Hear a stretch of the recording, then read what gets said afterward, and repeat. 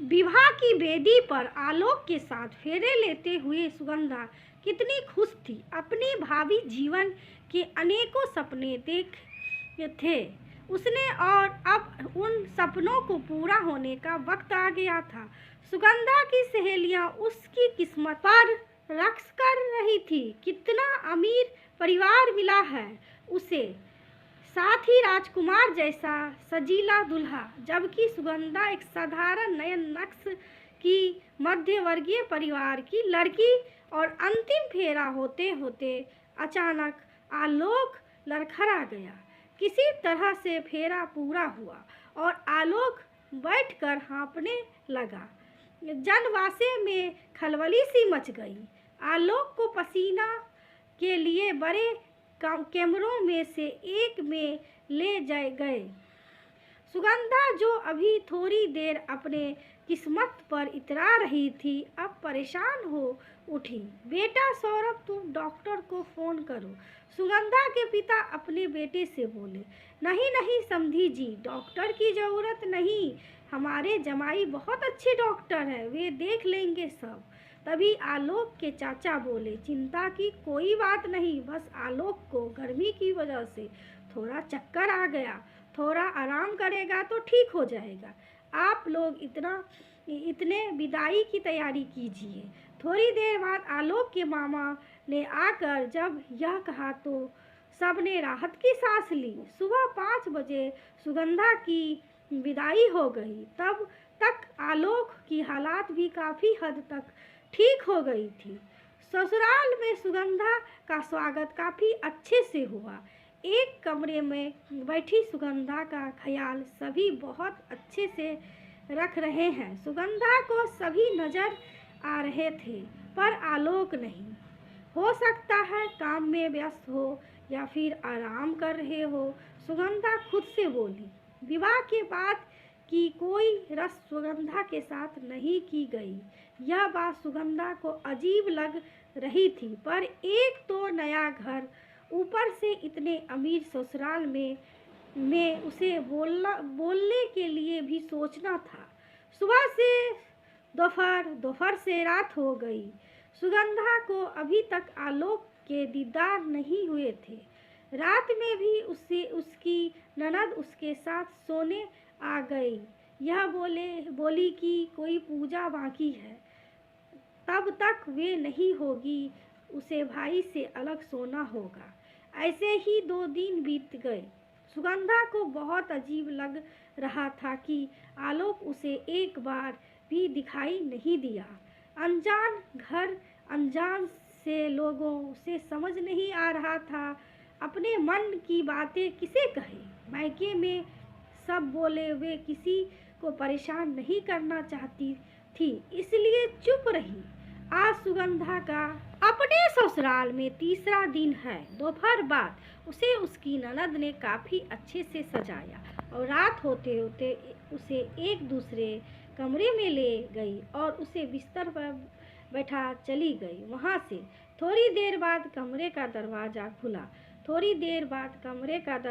खुला, उसे निहार उठाकर देखा तो सामने आलोक खड़ा था।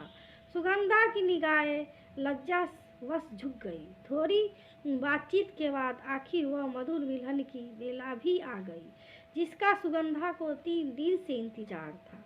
सब कुछ कितना अच्छा था। सब सुगंधा के नाज भी उठा रहे थे। बड़ा घर, इतना अच्छा पति, पर क्या जो दिखता है वो हमेशा सच होता है? कुछ दिनों बाद सुगंधा ने महसूस किया कि आलोक काफी कमजोर होता जा रहा है। सुगंधा ने 2-3 बार आलोक से इस बात भी की, किंतु उसने सुगंधा को वहम बोल टाल दिया। उसने अपनी सास से भी कहा, तब उन्होंने उसे इस बारे में ज़्यादा ना सोच हर्ष कर जल्दी से खुशखबरी सुनाने की बात बोल दी, जिसे सुनकर सुगंधा लज्जा गई। उसके विवाह को 2 महीने बीत चुके थे। धीरे धीरे घर का माहौल अजीब सा हो रहा था। आलोक भी दिन बर दिन और कमज़ोर हो रहा था और सुगंधा से घिंचा घिंचा भी रहने लगा था।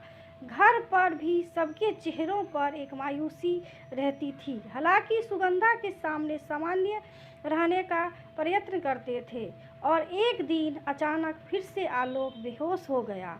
सब सब सब उसे अस्पताल लेकर भागे। रोती हुई सुगंधा ने भी साथ चलने को कहा तो सबने उसे मना कर दिया। अस्पताल में डॉक्टर ने आलोक को भर्ती कर लिया। सुगंधा ने सबसे बहुत जिद की कि उसे आलोक के पास जाना है, किंतु कोई उसे अस्पताल ले जाने को तैयार नहीं था। आलोक को अस्पताल में रहते हुए 15 दिन हो गए। सुगंधा ने अपने मायके में जब सबको आलोक की बीमारी और उसे अस्पताल ना ले जाने की बात बताई तो गरीब माँ बाप ने उसे ही धैर्य बनाए रखने को कहा।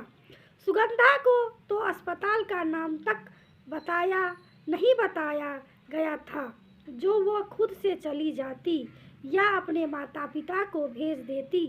माँ जी आज भी आपके साथ चलूंगी। एक दिन सास के पैर पकड़ सुगंधा बोली, नहीं बहू, अस्पताल का माहौल तुम्हारे लिए सही नहीं, हम सब है ना, सास ने जवाब दिया। पर सुगंधा मानने को तैयार ना हुई और रोते रोते अचानक बेहोश हो गई। खुशखबरी है, आपकी बहू माँ बनने वाली है। डॉक्टर ने जब उसका चेकअप किया तो बोला। सब लोग मायूस चेहरे पर एक चमक सी आ गई। अब तो सुगंधा का और ज़्यादा ख्याल रखा जाने लगा। पर हाँ, अस्पताल उसे अभी भी नहीं ले जाया गया। सुगंधा रोते रोते दिन काट रही थी, इस उम्मीद से कि आलोक वापस आएंगे तो बच्चे की सुनकर कितने खुश होंगे। पर अस्पताल जाने के 1 महीने बाद आलोक वापस तो आया, पर कफन में लिपटा। सुगंधा के पति की लाश देखकर चित्कार उठी तो वे पति जिसकी सूरत देखने को तरस रही थी, वे पति जो अभी 3 महीने पहले उससे ब्याह कर लाया था, वे पति जो उसे पेट में पल रहे बच्चे का बाप था, वे आज लाश के रूप में उसके सामने था। वे रोते रोते सबसे पूछ रही थी, मेरे आलोक को क्या हुआ, मेरे आलोक को क्या हुआ।